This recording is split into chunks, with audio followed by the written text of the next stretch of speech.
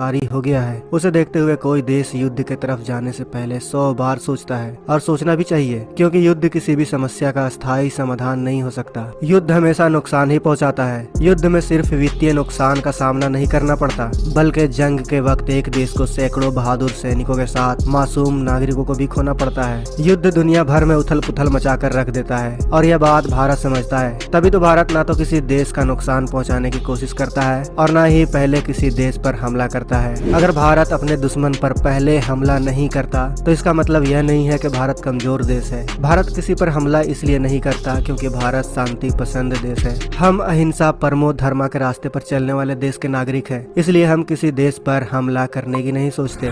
लेकिन भारत को अगर कोई देश आंख दिखाने की कोशिश करता है, तो भारत उसके आंखों का इलाज अच्छे से करना जानता है। भारत जानता है कि दुश्मन कभी भी कहीं से भी हमला कर सकता है, इसलिए दुश्मनों को उसकी औकात दिखाने के लिए भारत आज एक से बढ़कर एक हथियार बनाने में लगा हुआ है। ऐसे हथियार जो भारत की हिफाजत भी कर सकते हैं और दुश्मन को करारा जवाब भी दे सकते हैं। तो आज के इस वीडियो में हम भारत के कुछ ऐसे ही प्रोजेक्ट और हथियार के बारे में जानेंगे जिसे भारत के वैज्ञानिक बनाने में लगे हुए हैं। तो वीडियो के अंत तक बने रहे दोस्तों, क्योंकि आज बात होगी भारत के भविष्य के हथियारों की।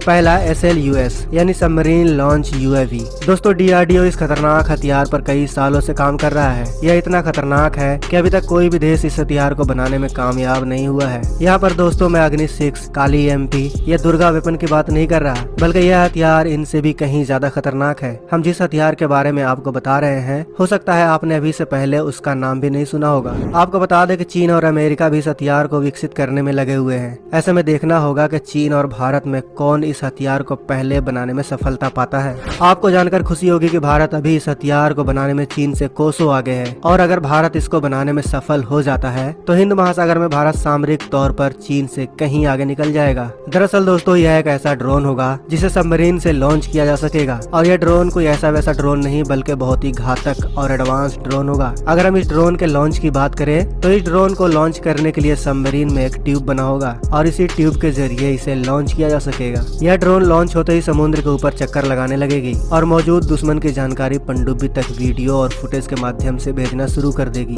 आपको बता दें फिलहाल अभी इस ड्रोन से दुश्मन की जानकारी इकट्ठा की जा सकेगी, मगर इसके अगले वेरिएंट में खूबी यह होगी कि वह ड्रोन दुश्मन पर स्ट्राइक भी कर सकने में सक्षम होगी। आपको बता दें दोस्तों कि युद्ध के समय हम दुश्मन को तभी हरा सकते हैं जब हमारे पास दुश्मन की सटीक जानकारी मौजूद हो, और नेवी का यह ड्रोन दुश्मन की जानकारी देने में पूरी तरह सक्षम है। उम्मीद है DRDO भविष्य के इस हथियार को बहुत जल्द बनाकर तैयार कर लेगा। दूसरा रेल गन। दोस्तों दुनिया तब हैरान हो गई जब भारत ने रेल गन का ऐलान किया। रेल गन कितना खतरनाक होता है आप इस बात से अंदाजा लगा लो कि अगर रेल गन को सिर्फ 1 घंटा चला दिया गया तो इसकी नली तक गल जाती है। रेल गन कितना खतरनाक होता है इसका अंदाजा आप इस बात से लगा सकते हैं कि यह 1 सेकंड में 3 किलोमीटर की गति से दुश्मन पर हमला करता है। यानी कोई दुश्मन अगर 10 किलोमीटर की दूरी पर है तो यह हथियार उसे सिर्फ 3 सेकंड में तबाह कर सकता है। अगर हम रेल गन के तकनीक की बात करें तो इसमें 2 इलेक्ट्रोमैग्नेटिक कंडक्ट्स रेल होती है, जिसके वजह से इसे रेल गन कहा जाता है। इसमें एक रेल पॉजिटिव तो वहीं दूसरी नेगेटिव होती है, जिसमें पॉजिटिव वाले में पॉजिटिव इलेक्ट्रोमैग्नेटिक चार्ज होता है तो वहीं नेगेटिव वाले में नेगेटिव इलेक्ट्रोमैग्नेटिक चार्ज होता है। इन दोनों नली यानी रेलों के बीच में एक एल्युमिनियम की प्लेट लगी होती है जिसे आर्मेचर कहा जाता है। यही आर्मेचर इस रेल गन को पूरा करता है, क्योंकि इसी के ऊपर प्रोजेक्टाइल को डिप्लॉय किया जाता है, और जब रेल गन को फायर किया जाता है तब इसमें लगी प्रोजेक्टाइल के साथ आर्मेचर भी फायर होता है। जितना अधिक रेल गन में करंट होता है उतनी अधिक गति से रेल गन प्रोजेक्टाइल को फायर करता है। फायर करने की गति 10 मैक यानी ध्वनि की गति से 10 गुना अधिक होती है। दोस्तों अब हम बात करते हैं भारत के एक और प्रोजेक्ट विष्णु की। इस प्रोजेक्ट के तहत भारत 2 हाइपरसोनिक मिसाइलों का निर्माण कर रहा है। प्रोजेक्ट विष्णु के अंतर्गत बनने वाले इन दोनों मिसाइलों को